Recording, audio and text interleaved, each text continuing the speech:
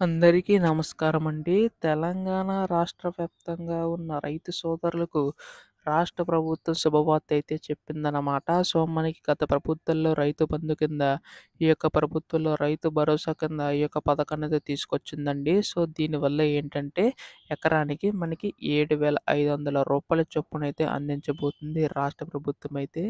అయితే దీనికి సంబంధించి గాను ముఖ్యంగా చూసుకున్నట్లయితే ఈ యొక్క నిధులు విడుదలపై అయితే చాలామందికి సందేశం అయితే ఉందండి.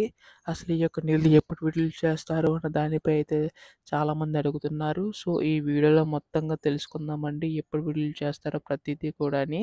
అంతకంటే ముందు కొత్తగా ఎవరైనా మన ఛానల్‌ని చూసినట్లయితే దయచేసి వెంటనే ఛానల్ అయితే సబ్స్క్రైబ్ చేసుకోండి.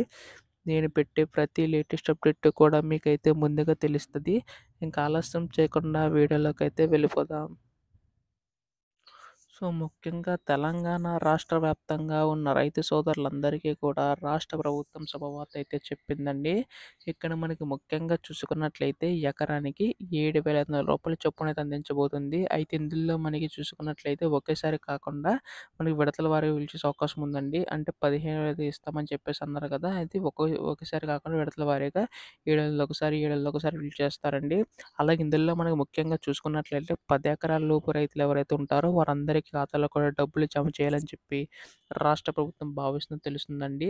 అలాగే ఇక్కడ మనకు ముఖ్యంగా చూసుకున్నట్లయితే ఈసారి ఎవరైతే అర్హులు ఉన్నారో కేవలం వారి యొక్క ఖాతాలో మాత్రమే ఈ డబ్బులనేవి అయితే జమ అవుతాయని చెప్పి రాష్ట్ర ప్రభుత్వం స్పష్టం చేయడం అయితే జరిగిందనమాట. అటు రైతు భరోసానే కాకుండా రుణమాఫీ కాని రైతులు ఎవరైతే ఉన్నారో వారందరి ఖాతాలో కూడా డబ్బులు జమ చేయాలని చెప్పి రాష్ట్ర ప్రభుత్వం తెలపడం అయితే జరిగిందండి. ఇందులో మనకి ముఖ్యంగా చూసుకున్నట్లయితే ఇక్కడ మనకి ఈ కేవైసీ కంప్లీట్ అయ్యి ఉండాలనమాట. అయితే ఈ యొక్క రైతు భరోసాకి సంబంధించి డబ్బులనేవి అయితే పడాలంటే ఖచ్చితంగా మీరు ఈసారి పంట అనేది ఎవరైతే వేస్తారో కేవలం వారి యొక్క ఖాతాలో మాత్రమే డబ్బులు జమ అవుతాయని చెప్పి రాష్ట్ర ప్రభుత్వం తెలపడం అయితే జరిగిందండి.